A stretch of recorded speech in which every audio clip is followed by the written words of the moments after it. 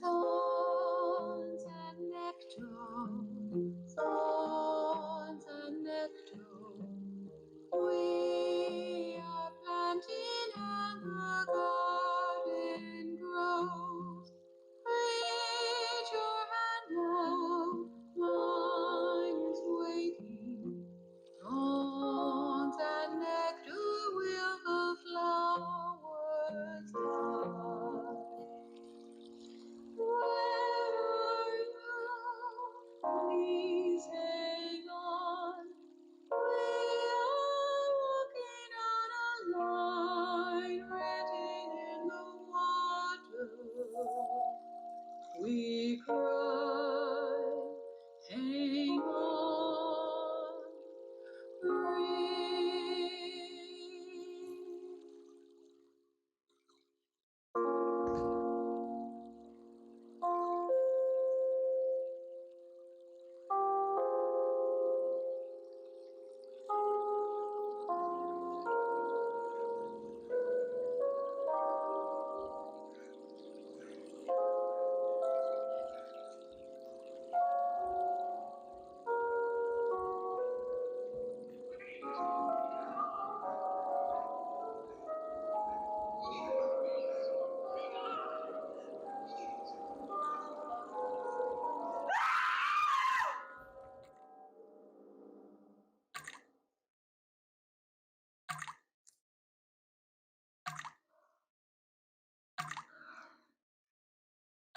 Moon and fire, heart in water, breathe together and our garden grows. Reach your hand out, let me heal you. Thorns and nectar, see our flowers grow.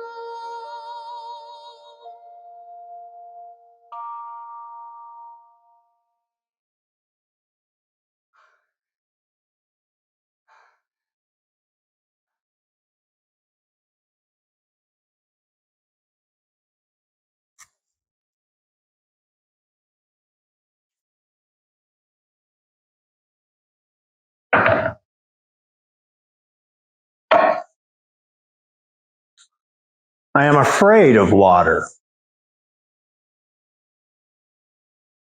I am afraid of sinking fast.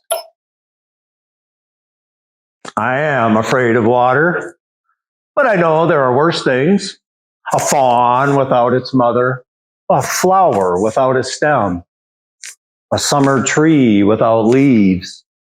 I think these are far worse things. But it's water I'm afraid of, so I hardly think of them.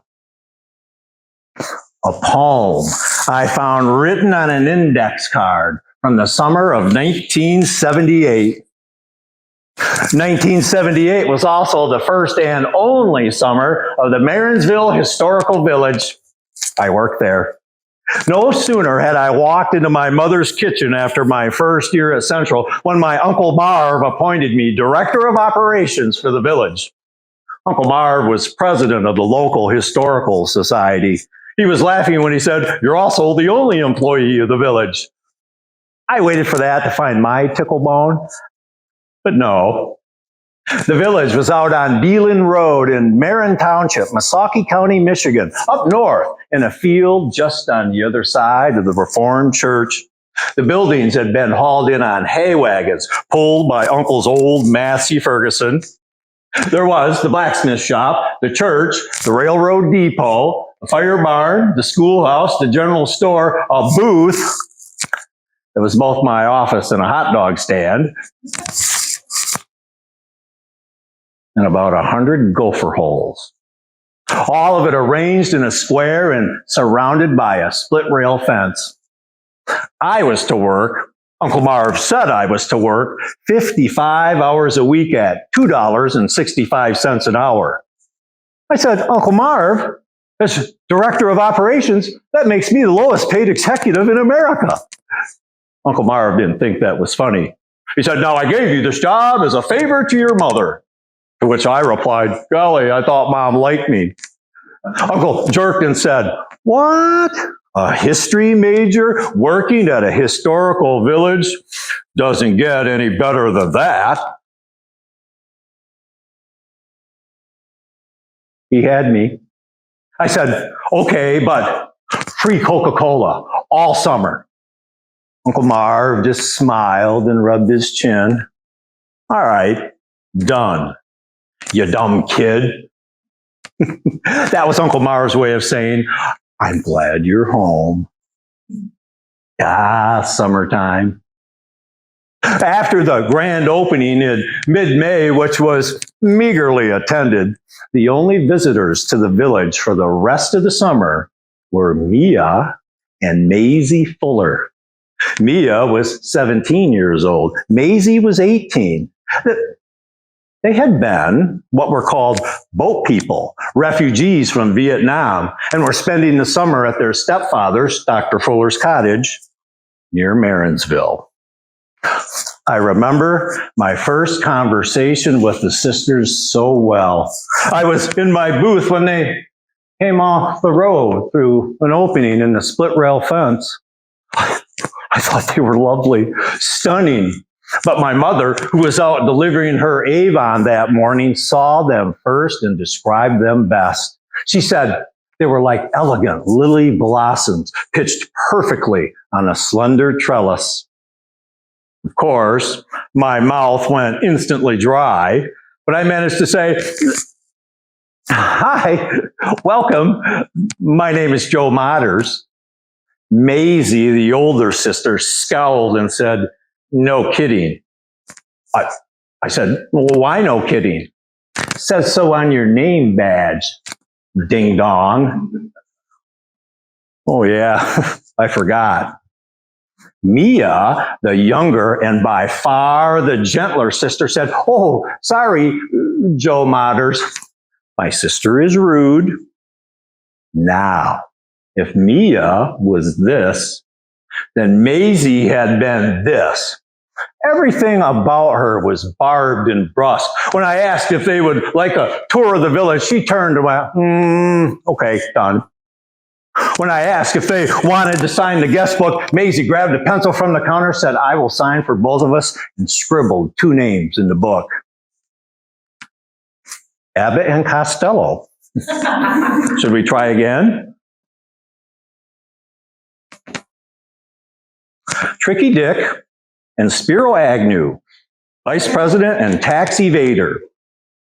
Again, please. This time she wrote, I am Cher, my sister is Valerie Bertinelli. Actually, part of my brain was thinking as a visual, that was pretty accurate. But what I said was, your handwriting is so jagged. Your letters look like tree limbs in a haunted cemetery. For a second there, I thought you were going to sign Edgar Allan Poe. This is what they thought of that. Maisie gave me a look I would see often that summer. Because it was the Cold War, I would describe it as disdain at a nuclear level. She said, Joe, here's a big Henry Kissinger word for you. Imperative. I said, yeah, it's imperative that jokes are funny. I looked at Mia. Is your sister always this sarcastic? Oh, yes. My sister weighs 100 pounds. 95 of it is sarcasm. Maisie almost popped. Sister, who weighs 100 pounds? I only weigh 95 pounds. Mia said, oh, okay. Joe Modders? Yeah. My sister is all sarcasm. And so, after they signed Mia and Maisie to the guest book, we were underway. The sisters came to the village almost every day. They liked to wander back and forth across the square, picking dandelions and clover leaves. They sat on the porch of the general store and filed their fingernails. They sat on the steps of the schoolhouse and painted their toenails red. Mia liked to walk behind the buildings, gliding her fingers just above the split rail fence, singing to herself. Her voice was soft, but its sweetness on the breeze was voluptuous. Maisie liked to stand on the narrow loading dock of the depot, where she would crouch and make a loud screeching noise. I think it was supposed to be the brakes on a train engine coming to a stop. Mia would watch from the square, and they would both laugh hysterically. It was the only time Maisie wasn't laughing at me. This is from the occasional journal I kept that summer. Early June.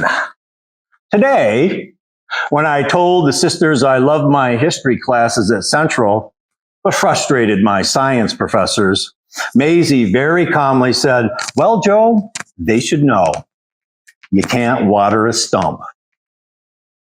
In just the last week, Maisie has compared my intelligence to a fence post, a tractor tire, gravel, gopher brains, an empty mailbox, an empty Coke bottle. In May, I drank 3 cases of Coca-Cola in 6 days. On the 7th day, I rested.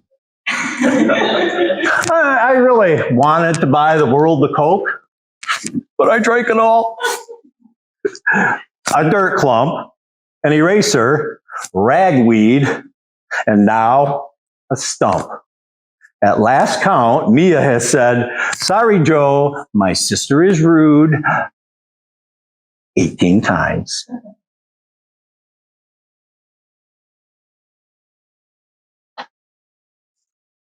I was keeping another count, too.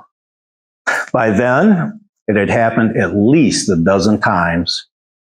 Whenever the sisters passed by the depot, Maisie would walk up to the barrel that caught the rain off the corner of the roof, look down into it, laugh at her reflection, and flick at the water. But Mia would go out around at a distance and hurry past the barrel. And it was as if she thought the water had been poisoned. I didn't understand that. But then that fit the current circumstance because early on, I never really knew what to say to the sisters. I never knew what to say to girls generally. Then one day, I just blurted out, are Mia and Maisie your real names?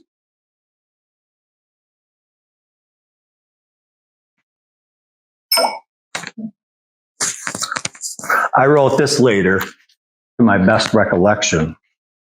Maisie gave me that nuclear look I have come to know so well. There was hurt in her voice when she said, Joe, I am Maisie. My sister is Mia.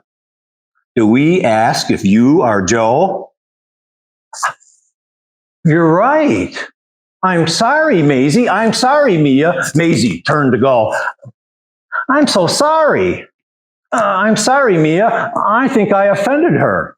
Please tell her I'm sorry. Mia said, Joe, you have now said you are sorry 5 times. 6 times is not imperative. Yes, I'm sorry. After I'd calmed down, Mia said, Joe, My Vietnamese name is Me. It means beautiful. I thought, you certainly are. My sister's name is Mai. It means, you won't believe this, Joe, it means apricot blossom. I said, that's beautiful too. Maisie has a blossom. That's what my mother said. What's the Vietnamese word for cactus? Maisie had turned around. I heard that. Mia said, Joe, there is more. My sister and I are from the Mekong Delta. We escaped Vietnam with our widowed mother in a boat. First, we were in Bangkok, then in London. After 1 year, we arrived in Louisiana. Our mother was a nurse and became a nurse again in America. She met Dr. Fuller at a conference, and they were soon married. Some people say it is a scandal, but I don't think so. Dr. Fuller was a widower. His wife had died. So he married our mother, and we moved to his house in Royal Oak, Michigan. Now, we are here with you, Joe, in Marysville, USA. This time I said it out loud. You certainly are. But then I kept going. And I want to say, the real scandal is in the brains of anyone who thinks two people alone, two people searching, two people in love shouldn't get married. The real scandal is meanness and rudeness and other stuff like that. The real scandal is people's hearts are shrinking faster than, and here, I wanted so badly to say something poignant, something heartfelt, something profound. Instead, people's hearts are shrinking faster than maple bun candy bars. Have you noticed that? I get mine at the gas station. They used to be this big. Now they're like this big. Mia and Maisie were watching me. Maisie was speechless for the first time ever. Mia's mouth had dropped open in disbelief. But her eyes were locked on me. Her eyes were shining. They were lit like stars. She was looking at me as if I hadn't blown it after all. She was looking at me as if she was thinking, a scandal might be worth it. Just then, Maisie nudged her and whispered, maybe Joe is smarter than he looks. Maybe. Journal entry. June 14th. Mia detects feelings like a sonar. Sonar. I watched a lot of Sea Hunt reruns that summer. Today, she said, Joe is tired. I tried to deny it, but she insisted, no, Joe is tired. I said, well, it has been a long week of dubious battle with the Gophers. Mia said, yes, they are winning. I said, no sooner do I fill in one hole when they dig two more.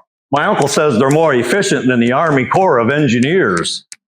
Mia said, yes, winning big time. I told her I had even had a gopher dream. She said, tell me your gopher dream. I said, well, I'm dreaming I'm sleeping, which is weird in itself, right? Anyway, I wake up. In the dream, I wake up, and there, at the foot of my bed, are at least 30 gopher holes. Suddenly, little gopher heads begin popping up out of the holes. They're all smiling with those big teeth and whispering to one another. In the dream, I'm cowering behind my blanket. Then one of the gophers climbs out of his hole carrying a twig like it's a tiny conductor's baton. He steps to the edge of the mattress, slowly turns to the rest of the gophers, raises the baton, snaps his elbows together, and 200 gophers serenade me with, "We are the champions." "Oh, Mia, all of those teeth." Mia said, "Freddie Mercury," and laughed and laughed. I said, "This is the first time I've made you laugh." "I will stop." "No, please, don't stop. Please, don't ever stop."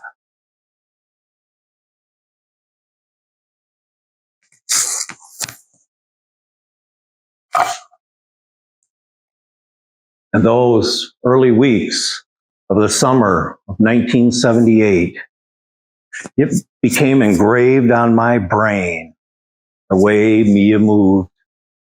Always with her arms folded, always looking at things. And when she stopped and released her arms, she always lifted her right hand to brush her hair behind her ear. Always, all day long, brushing her hair behind her ear. Oh, how I long to pin an orange lily blossom behind Mia's ear.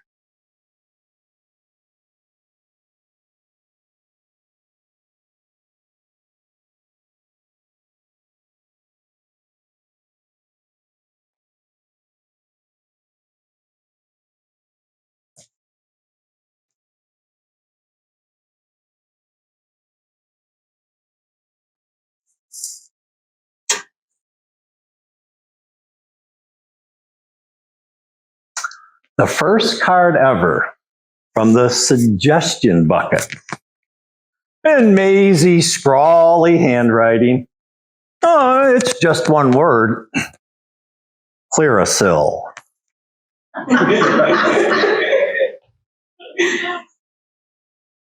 Then there were the poems.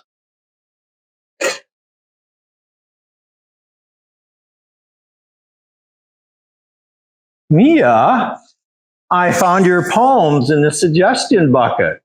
Maisie said, "My sister wrote poems?" "Yes, and they are wonderful. I'm going to read one. I like the sound of the crickets and the quiet in between. I cherish the soft groan of the morning doves and the wind song through the trees." Isn't that beautiful? Thank you, Joe. I'm going to barf in this bucket. Here's another one.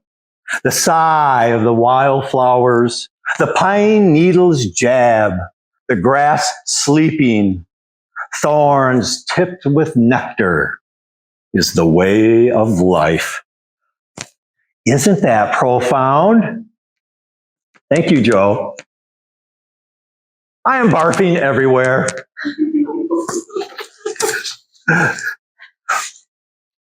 Journal entries from early July.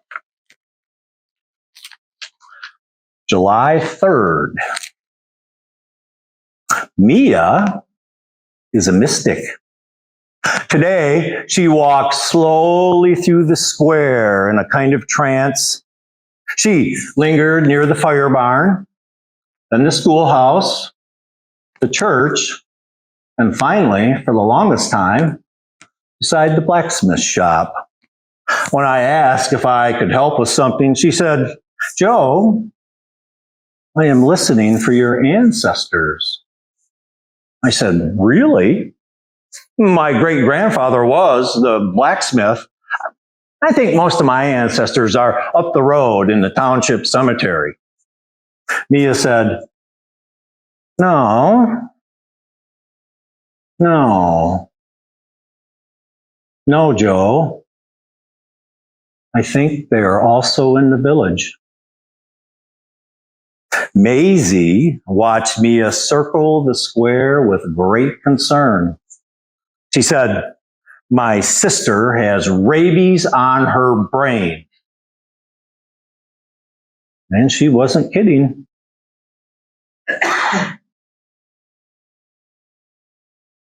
July 8th. Today, I had my big General Electric radio in the booth cranked full blast. Mia and Maisie stood stone still out on the road, staring at me.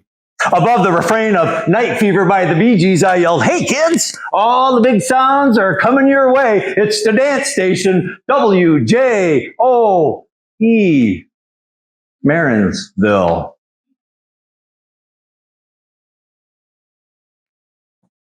This is what they thought of that.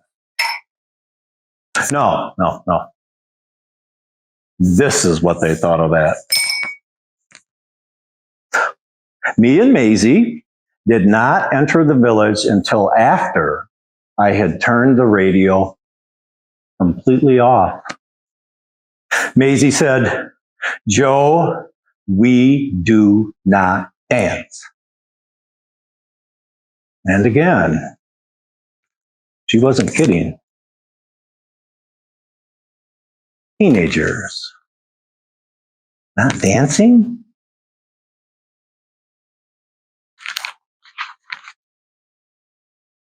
July 10th. Mystery solved. Last night, I learned from my mother, who learned from Uncle Marv, who learned from Skeeter Forbes over at the gas station, who learned it from Dr. Fuller himself. The sister's Vietnamese father was a radio announcer who informed for the U.S. Army. He was killed for it. Just now, I have told Mia and Maisie I will take the radio home. Maisie said, "That radio is like rabies." Mia said, "Thank you, Joe." Later on, I overheard the sisters talking near the booth. I was bent over counting empty Coke bottles, so they didn't see me there. After they left, I wrote down what they said, again, to my best recollection. Maisie, "Sister is quiet." Thinking. "Tell me what you're thinking." Is it good?" "I think I cannot say it." "Are you hurt?" "I think when those kids at the mall call us Viet Cong, and those boys call us that word that rhymes with Luke, then I am hurt." "Are you hurt now?"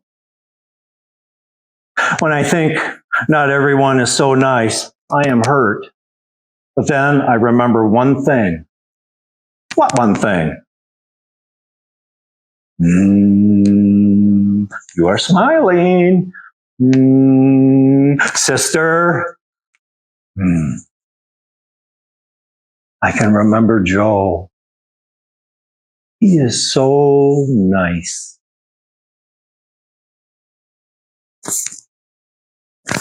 To my best recollection, to my utter joy,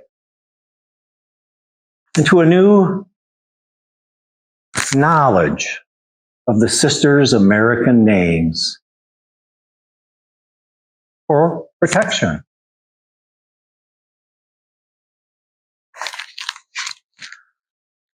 Just a few days later, mid-July, today, Mia came to me and said, "Joe, I think we will honor our ancestors beside the blacksmith shop. If your great-grandfather is there, perhaps our grandfather will join him." I said, "Yes, he would like that. If he was anything like my father and grandfather, he would like that very much." This afternoon, Mia and Maisie the non-mystic, huddled near the shop in communion with something I couldn't see. but I had no doubt was there. As I was closing up today, Mia said, Joe, we told our grandfather we miss him very much. He said he was with our dead ones, but I could not feel them there. Grandfather said perhaps the ground needs to be tilled like home. Maisie practically shouted, Joe, don't listen. Sister, no. Tilling means an abundance of water. You are afraid of water. You have rabies on your brain. Mia took a quiet breath, then said, Joe, may the village have a garden? Sister, Joe, there is too much shade for a garden at Dr. Fuller's cottage. I said, I will check with my uncle. Maisie was insistent. Sister, you are afraid of the barrel water. Mia said, perhaps it will rain for the garden to drink. You cannot count on that. But Mia said, yes, I think it will rain. When I asked Uncle Marv about the garden, he said he would defer the decision to the director of operations. Oh, that's me. Well now. The power to grant a wish. And because it was Mia's wish, of course I said yes.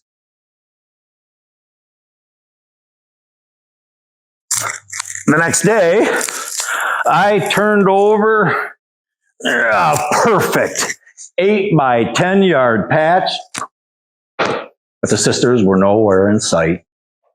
Another day passed with no sisters, then another and another. Finally, Mia showed up. I said, no, where have you been? The patch has been ready nearly a week. Joe, my sister has had her appendix attacked. She is in the hospital in Cadillac. Oh, I'm sorry. Is she all right? Yes, the appendix is gone. How long will she be in the hospital? A few days if the doctors can stand it. She is very sarcastic to everyone. One old nurse told Dr. Fuller, we can remove the tonsils too, 5 days without talking. They both laughed very hard. When Mia returned to the village the next day, I told her I would help plant the garden. Mia said, thank you, Joe, but I think I must do it. Grandfather would think it is for me to plant the garden. I said I understood. And with seeds from her pocket, she did. I watched Mia work from the booth, pretending to do the books. What books? I was writing in my journal. I was trying to capture every word Mia said. And as she spoke, she swayed. Joe, I am tilling. I see your great-grandfather swinging his hammer. I see the firemen cleaning their wagon and hose. The storeman is sweeping his porch. Joe, the school teacher is speaking to the depot man. She is in love with the depot man. He does not know it. He thinks it is too good to be true. Mia, they got married. The depot man and the school teacher. There's an old newspaper clipping about their wedding in the depot. They got married. I believe you, Joe. Joe, there is a handsome boy in the village now. His face is smiling, but he cannot hide his sorrow. The world goes by him. He hears the church choir singing, but he is far away. He does not know how to get back. He is sad, but he is beautiful. Joe, the planting is done. Tomorrow, you will walk into the garden. You will talk, and I will listen. I will talk, and you will listen. You will reach out your hand, and you will feel. My hand is already there.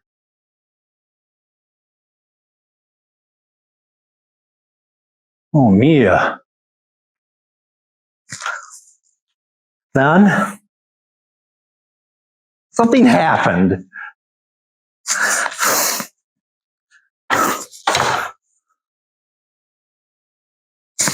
Something awful. Mia, I'm sorry. Please forgive me. Mia, I forgot about the water barrel. Please come back. The next day, Mia, where are you? I can't eat. I can't think. I can't sleep. Please come back. And the next, Mia, the village is empty. I am empty. Please come back. But it was Maisie who came back. Maisie, are you all right? Joe, I am standing here. Where's Mia? Joe, what did you do to my sister? We were killing in the garden and laughing. The garden was wet with dew. Mia said her feet were muddy. I said, we'll fix that. I picked her up and carried her toward the water barrel. She screamed. I've never heard such a scream. She scratched and hit out at me. I put her down and she ran away. She was choking and crying. Oh, Joe, is she all right? Oh, Joe, I don't think so. I was so ashamed. I was so ashamed. Maisie said, Joe, I think we must talk. I said I couldn't talk. I took a long walk out beyond the village. I finally stopped beside a witness tree and looked back across the fields, wondering how everything could go so wrong. When I got back to the village, Maisie was waiting for me beside the water barrel.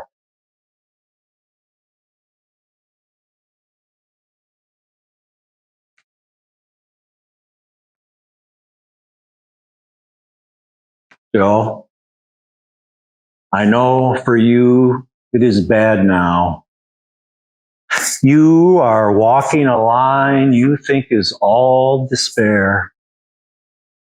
But Joe, the line is so thin. One side is dark and one side is light.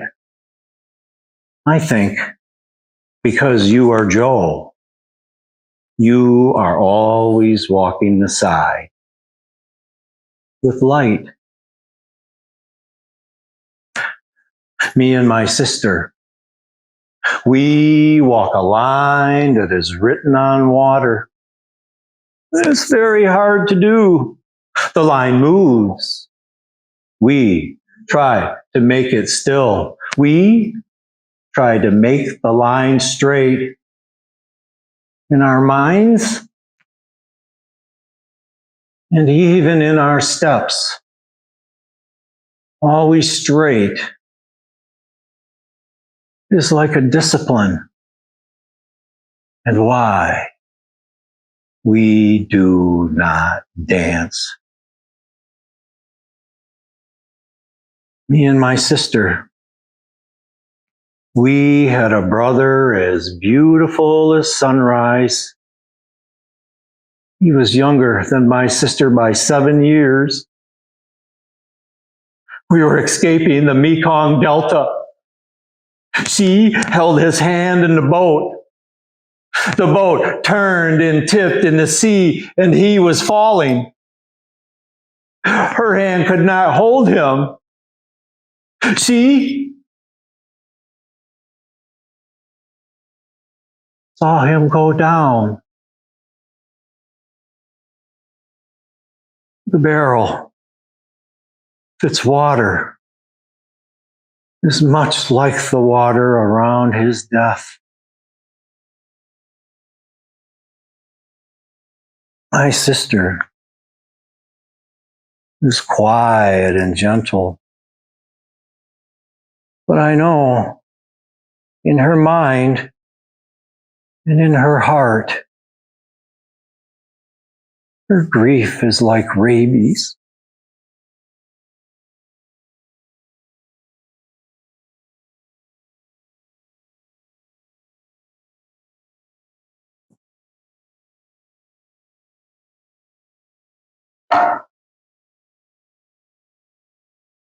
You can think my mouth is big, Joe, but perhaps you do not know. My big mouth means there will be looking away from the wounded one. My big mouth means the wounded one is sheltered. You can think my mouth is big, Joe. You have not heard my sister scream in her sleep. She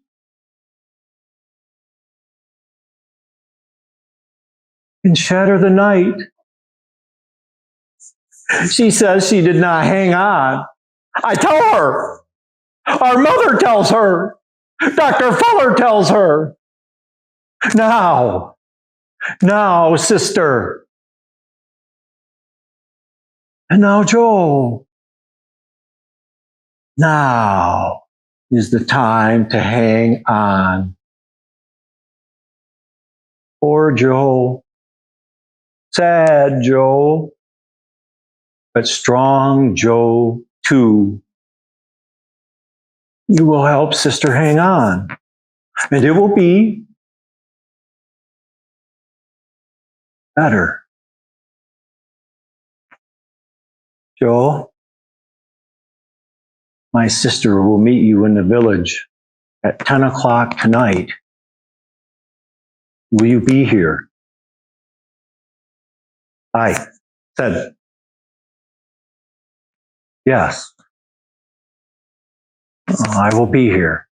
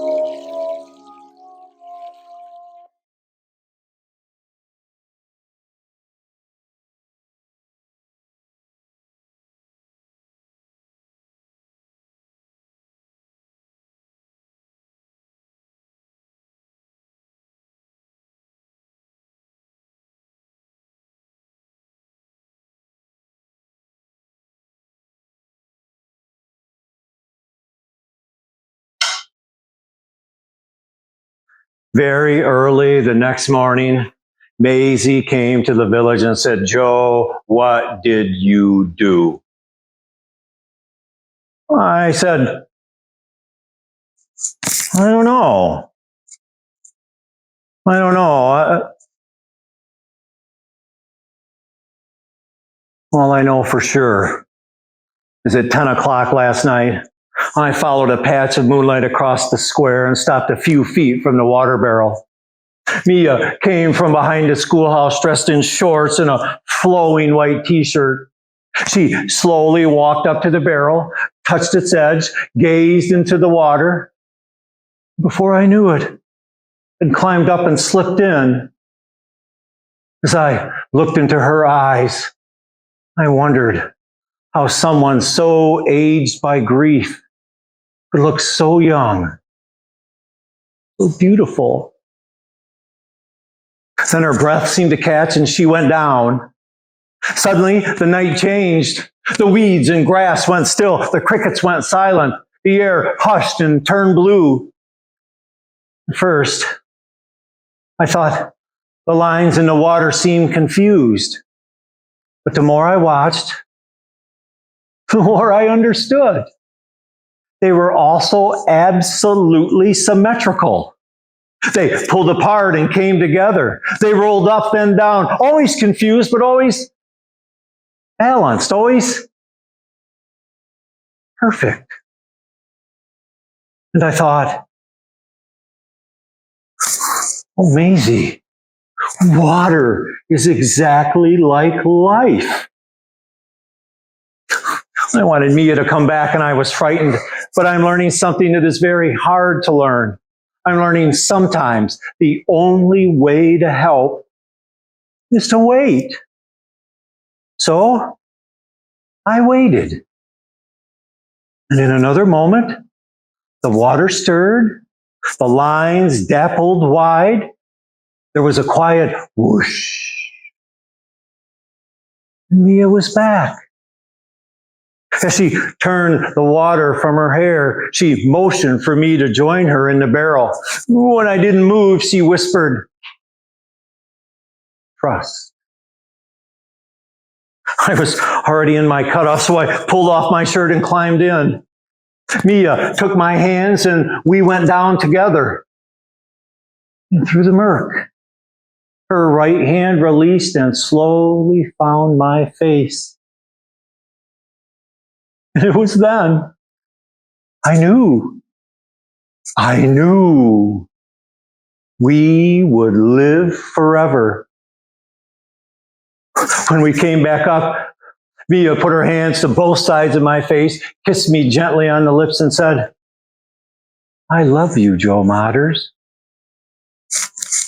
And I, in the light of a moon on fire, said,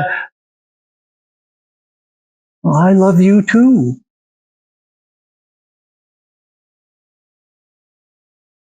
That's what I did. Maisie said,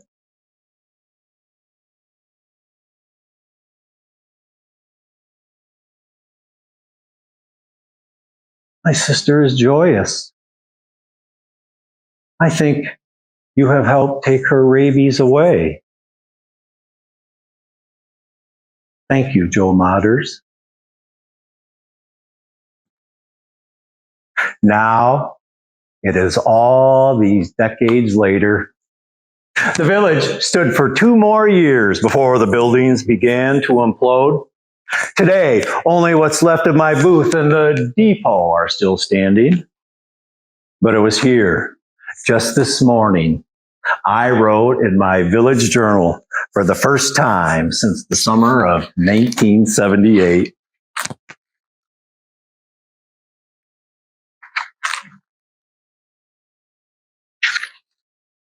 Mia and Maisie left Marysville at the end of August. That fall, Maisie enrolled at the University of Michigan, then went on to Duke and then Yale. After graduating summa cum laude, she became a psycho therapist. She owns a practice in North Carolina, a thriving practice, although she was once suspended for 6 months for yelling at a patient. Get with it. In her letters back to Michigan, she would often mention a boyfriend. He was called Natso. We thought it was reasonable to assume Natso was possibly from Japan or Finland. But here comes the wedding invitation, followed by a surprise visit. It turns out Natso was a PhD candidate from Denmark. His name is Eric Jensen. Natso was Maisie's nickname for him. It's short for not so dumb as he looks. I graduated from Central, and for the last 41 years, I taught history and civics at Lake City High School. Mia graduated from Royal Oak High School, also went to Central, and for 3 decades has taught second graders in the Houghton Lake District.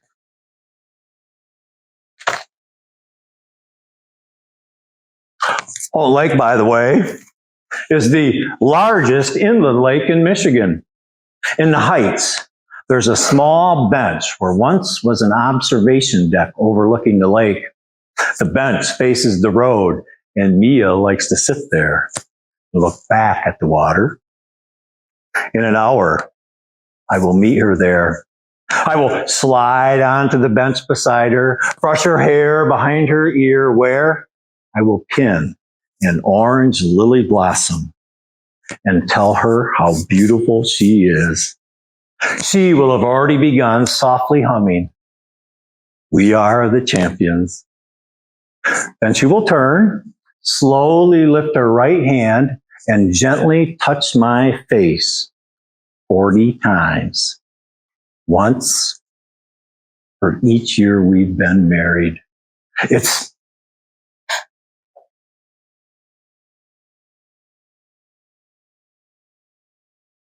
It's all in a kind of miracle.